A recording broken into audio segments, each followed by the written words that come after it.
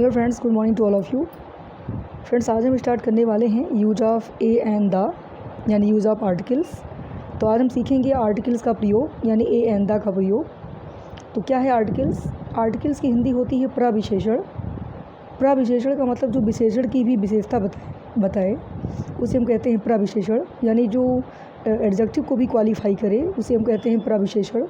And विशेषण के पहले आ करके ये विशेषण की विशेषता बताती है, इसीलिए इसको कहते हैं आर्टिकल्स यानी प्रविशेषण। तो आर्टिकल्स तीन होते हैं, प्रविशेषण तीन होते हैं, ए एंड द। ए होता है, एन होता है, द होता है। तो ए एंड द क्या है एंड ए एंड द का यूज कैसे करना चाहिए ट्रांसलेशन को करते समय, आज हम इस वीडियो में सीखने वाले हैं। चलिए स्टार्ट करते हैं इस वीडियो को। तो आर्टिकल्स तीन होते हैं, ए एंड द, और विशेष रूप से कहा जाता है कि आर्टिकल के दो ही प्रकार होते हैं, डिफिनिट एंड इनडिफिनिट, यानी डिफिनिट आर्टिकल्स और इनडिफिनिट आर्टिकल्स।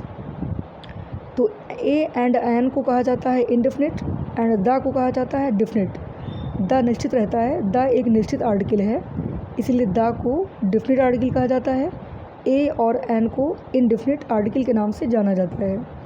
तो इनडिफिनिट आर्टिकल्स कितने होते हैं? तो इनडिफिनिट आर्टिकल्स दो होते हैं, ए और एन, एंड डिफिनिट आर्टिकल केवल एक होता है, द। इस तरीके से आर्टिकल दो प्रकार के होते हैं, definite article and indefinite article, right. तो पहले हम इनडिफिनिट आर्टिकल को सीखेंगे, उसके बाद में हम डिफिनिट आर्टिकल को सीखेंगे। तो पहले हम ए एंड एन का यूज़ सीखेंगे। ए और एन का मतलब क्या होता है, इसका यूज कहाँ पे करना चाहिए। तो फ्रेंड्स, ए का मतलब भी होता है एक एंड एन का मतलब भी होता है एक, दोनों का मतलब एक होता है। एंड सबसे बड़ी चीज़ आपको ये बताना चाहूँगी मैं कि आर्टिकल का यूज सीखने के लिए हमें हिंदी वर्णमाला की जानकारी होना बहुत ज़रूरी है। आप जानते हो कि अंग्रेज़ी वर्णमाला में यानी इंग्लिश अल्फ़ाबेट में कितने लेटर्स होते हैं, कितने अक्षर होते हैं। तो इंग्लिश अल्फ़ाबेट में 26 लेटर्स होते हैं, 26 अक्षर होते हैं अंग्रेज़ी वर्णमाला में। एंड 26 अक्षरों में कितने स्वर होते हैं एंड कितने व्यंजन होते हैं, ये जानना ज़रूरी है आर्टिकल के लिए। 5 स्वर होते हैं एंड 21 व्यंजन होते हैं। स्वर को हम कहते हैं वावल एंड व्यंजन को हम कहते हैं कॉन्सोनेंट्स, राइट।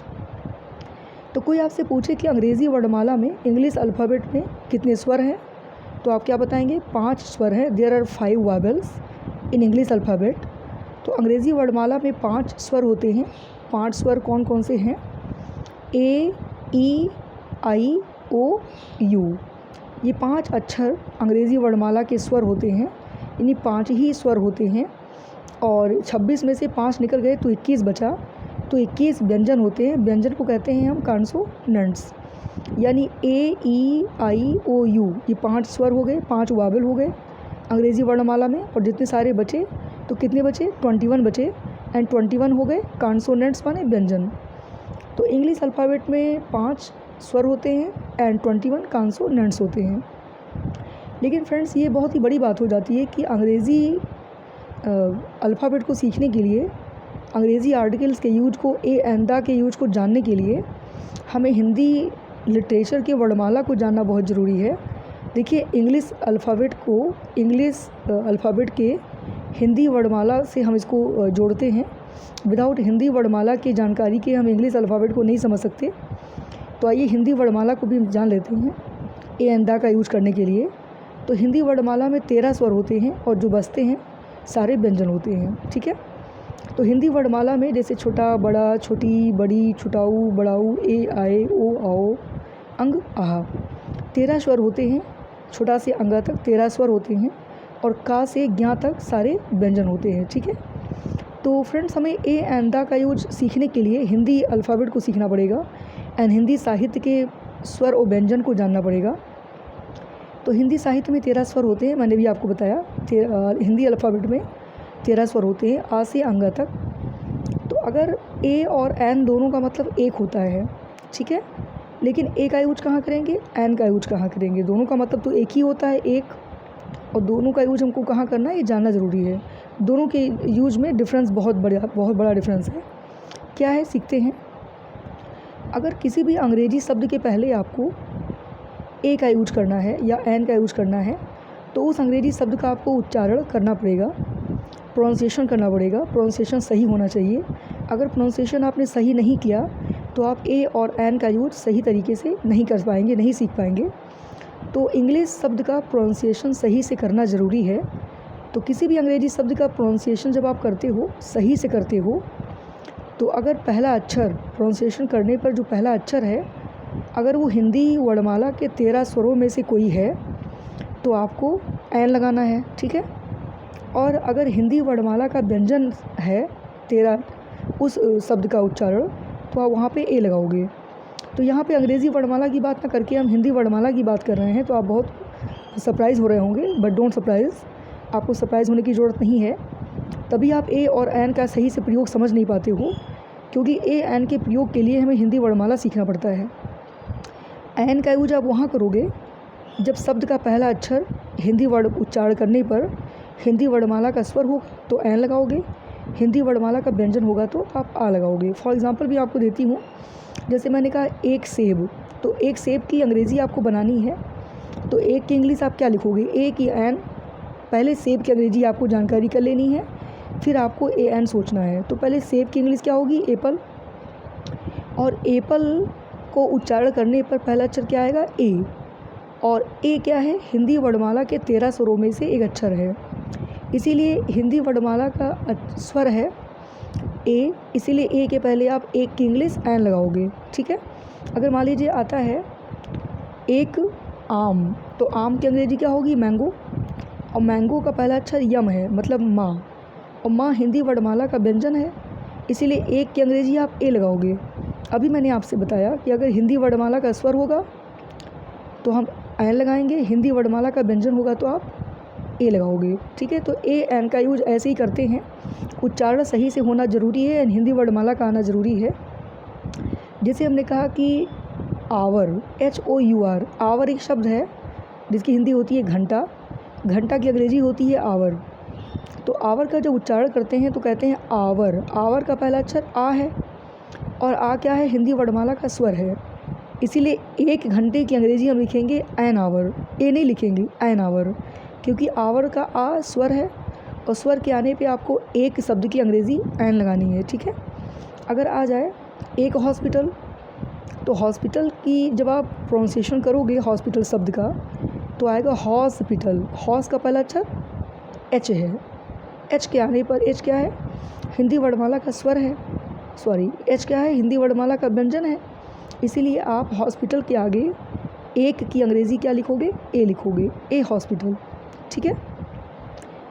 तो आई होप फ्रेंड्स कि आपको ए और एन का यूज जो इंडेफिनिट आर्टिकल्स कहलाते हैं, ए एन, इसका सही यूज आपको समझ में आ गया होगा। फिर से एक बार रिपीट करूँगी कि ए का मतलब भी एक होता है, एन का मतलब भी एक होता है। ए और एन होते हैं इंडेफिनिट आर्टिकल्स, एंड इन दोनों का यूज करने के लिए हमें हिंदी वर्णमाला के स्वर को जानना ज़रूरी है। तो अगर हिंदी वर्णमाला का स्वर है, कोई भी अंग्रेजी शब्द का उच्चारण किया आपने और उच्चारण का पहला अक्षर हिंदी वर्णमाला का स्वर है तो आप एन लगाओगे, हिंदी वर्णमाला का व्यंजन है तो आप ए लगाओगे, ठीक है। और दोनों का मतलब एक होता है। और सबसे बड़ी चीज़ कि काउंटेबल नाउन के पहले ही आपको ए एन का यूज करना है, किसी भी नाउन के पहले आपको ए एन का यूज करना है। तो कैसे, जैसे मान लीजिए कि जो शब्द हम गिन सकते हैं, काउंटेबल का मतलब होता है गिना जा सके, तो जिन संज्ञाओं को हम गिन सकते हैं, जैसे लड़का कितना है 1 2 3 4, लड़की कितनी है 1 2 3 4, कुर्सी कितने हैं 2 4 10, तो जिन संज्ञाओं को हम गिन सकते हैं, जो संज्ञाएं काउंटेबल हैं, उन काउंटेबल संज्ञाओं के जस्ट पहले ए एन का यूज आप करते हो एक की अंग्रेज़ी को लिखने के लिए। आप वो आए, ठीक है, एन इंक पॉट, तो इंक पॉट के आगे हम एन क्यों लगाते हो, क्योंकि इंक का पहला अक्षर ई है और ई हिंदी वर्णमाला का स्वर है, इसीलिए इंक पॉट में ई के आने पर हम एन का यूज करेंगे, ए का यूज नहीं करेंगे। एक दवात का एन इंक पॉट, ठीक है। एक पेन का, पेन का पहला अक्षर पा है, पा व्यंजन है हिंदी वर्णमाला का, इसीलिए एक इंग्लिश ए, तो ए पेन, ठीक है। An ink pot a pen. ऐसे हमने कहा कि 1 रुपये का नोट, तो एन 1 रुपये नोट नहीं होगा, आ 1 रुपये नोट, क्योंकि 1 का पहला अक्षर हुआ है एंड हुआ इंग्लिश अल्फ़ाबेट, हिंदी अल्फ़ाबेट का व्यंजन है, तो हुआ के आने पर आप क्या लगाओगे, एन। तो आई होप कि आप समझ गए होंगे फ्रेंड्स कि ए और एन का यूज काउंटेबल नाउन्स के पहले किया जाता है, संख्यावाचक शब्दों के पहले किया जाता है, ठीक है। लेकिन स्वर के आने पर आप ऐ लगाओगे एंड व्यंजन से शब्दों के शुरू होने पर आप आ लगाओगे। और वो भी कैसा व्यंजन, कैसा स्वर, हिंदी वर्णमाला का स्वर और हिंदी वर्णमाला का व्यंजन। जबकि अंग्रेज़ी वर्णमाला में 5 स्वर होते हैं, ए ई आई ओ यू, एंड 21 व्यंजन होते हैं, ठीक है, यानी 21 कॉन्सोनेंट होते हैं एंड 5 वावल्स होते हैं। तो ये तो जानना ज़रूरी है, बट आपको यहाँ हिंदी वर्णमाला सीखना पड़ेगा। तो ये था ए एन का यूज। तो अब हम जानेंगे फ्रेंड्स कि द का यूज कहाँ पे करना है हमें। तो द एक डेफिनेट आर्टिकल है, निश्चित आर्टिकल है, ये निश्चित चीज़ों को बताता है, निश्चित संख्या को बताता है। तो चलिए द का यूज कहाँ पे करते हैं आइए हम जानते हैं। तो द का यूज किसी भी कॉमन नाउन के पहले किया जाता है। कॉमन नाउन का आप समझ सकते हो मतलब proper noun, common noun. Proper noun उसे कहते हैं किसी व्यक्ति का नाम हो, वस्तु का नाम हो, स्थान का नाम हो, तो रियल नाम आ जाए तो उसके पहले उसको कहते हैं प्रॉपर नाउन। जैसे राम श्याम मोहन ये नाम है तो इसकी ये आपका प्रॉपर नाउन है। लेकिन लड़का लड़की ये आपका कॉमन नाउन है। विद्यार्थी, माता पिता, ये सब क्या है आपका कॉमन नाउन है। जो प्रॉपर नाउन के स्थान पे प्रयोग किया जाए उसे कॉमन नाउन कहेंगे, ठीक है। तो जो कॉमन नाउन होता है जो जाति को बताता है, ठीक है, कि लड़का है कि लड़की है कि विद्यार्थी है, जो जाति को बताता है उसे कॉमन नाउन कहते हैं। तो कॉमन नाउन के जस्ट पहले, कॉमन नाउन को अच्छा बनाने के लिए द का प्रयोग उसके जस्ट पहले किया जाता है, जैसे the boy, the girl, the students, ठीक है। अब आप द का यूज कहाँ कहाँ पे करोगे आइए जानते हैं। तो किसी पहाड़ के नाम के पहले, जैसे हिमालय, तो हिमालय के पहले द हिमालय, ठीक है। किसी घाटी, जैसे वैली, वैली का मतलब घाटी होता है, घाटी के नाम के आगे द लगाओगे। तो कहीं किसी भी सेंटेंस में घाटी, पहाड़ी, पहाड़, झरना, कोई नदी का नाम आ जाए, गंगा नदी, यमुना नदी, ठीक है, तो गंगा के आगे द लगाओगे, द गंगा। ऐसे गंगा आप नहीं लिख सकते। तो किसी नदी का नाम आने पर उसके जस्ट पहले द लगाना अनिवार्य है। किसी पहाड़ के आगे द लगाना अनिवार्य है। सूरज है, चंद्रमा है, पहाड़ है, तारे हैं, नक्षत्र है, ठीक है। तो जैसे सन के आगे आप द लगाओगे, चंद्रमा के आगे आप द लगाओगे, द मून, द सन। इस तरीके से सूर्य, चंद्रमा, नक्षत्र, तारे, नवग्रह, ठीक है, पहाड़, पहाड़ी। किसी पुस्तक का नाम आ जाए, जैसे बाइबिल आ जाए, रामचरितमानस आ जाए, भगवद गीता आ जाए, तो बाइबिल आ जाए, इन सभी के आगे आप क्या लगाओगे, द लगाओगे, the Bible, the Ramcharitmanas, the Bhagavad Gita. तो किसी पुस्तक के नाम के पहले भी आप द लगाओगे। किसी कॉलेज का नाम आ जाए, किसी संस्था का नाम आ जाए, इंस्टीट्यूट का नाम आ जाए, तो उसके पहले भी आपको द का यूज़ करना है, ठीक है, द कॉलेज। तो इस तरीके से फ्रेंड्स सप्ताह का नाम आ जाए, महीनों के नाम आ जाए, ठीक है, नाम ना है, महीना शब्द आ जाए, सप्ताह शब्द आ जाए, द वीक, ठीक है, द मंथ। तो कॉमन नाउन के आगे आपको द का यूज करना ही करना है। पहाड़, पहाड़ी, नक्षत्र, तारे, सितारे, चंद्रमा, आकाश, फूल, ठीक है, इन सभी के आगे कोई संस्था, कॉलेज, स्कूल, इन सभी के आगे आपको द का यूज करना है, राइट। प्रॉपर नाउन के आगे कभी द का यूज नहीं करते, कॉमन नाउन के आगे आपको द का यूज करना है। अच्छा, सुपरलेटिव डिग्री आप जानते होंगे कि सुपरलेटिव डिग्री से EST जोड़ते हैं। जैसे हमने कहा गुड, बेटर, बेस्ट। तो गुड आपकी पॉजिटिव डिग्री है, बेटर आपकी कंपैरेटिव डिग्री है एंड बेस्ट आपकी सुपरलेटिव डिग्री है। पॉजिटिव डिग्री में कुछ भी नहीं जोड़ते, वो रियल शब्द होता है। कंपैरेटिव डिग्री में ER जोड़ते हैं, जैसे बेटर में ER लगा है। एंड सुपरलेटिव डिग्री में EST का प्रयोग किया जाता है, सबसे अच्छा, अच्छा, अधिक अच्छा, सबसे अच्छा। तो सुपरलेटिव डिग्री में सर्वश्रेष्ठ चीज़ों को दर्शाया जाता है। तो अगर किसी भी सेंटेंस में सुपरलेटिव डिग्री वाला शब्द आ जाए, जैसे बेस्ट आ जाए, ग्रेटेस्ट आ जाए, ठीक है, इस तरीके से, तो सुपरलेटिव डिग्री के पहले हम द का यूज करना अनिवार्य है। The best, the greatest, the most beautiful, इस तरीके से सुपरलेटिव डिग्री के आगे हम द का यूज ज़रूर करेंगे।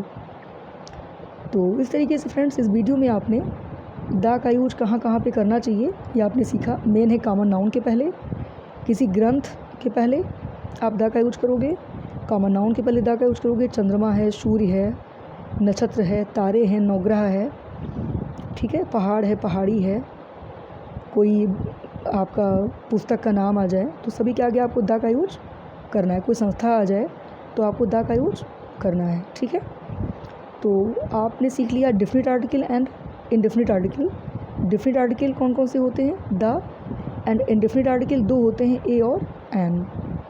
तो आई होप कि इस वीडियो में आपने आर्टिकल क्या होता है एंड आर्टिकल कितने प्रकार के होते हैं। तो आर्टिकल 2 प्रकार के होते हैं, डेफिनेट और इनडेफिनेट। कहाँ पे एन का यूज करना है, कहाँ पे द का यूज करना है। आई होप कि आपको समझ में आ गया होगा। सो पूरी वीडियो को आप ध्यान से देखिएगा and support me and my channel. So subscribe me, okay, subscribe my channel. And आप सारे वीडियो को देखिए, लाइक कीजिए, शेयर कीजिए, फॉलो कीजिए एंड अच्छे अच्छे कमेंट्स कीजिए। Thank you so much. Bye friends.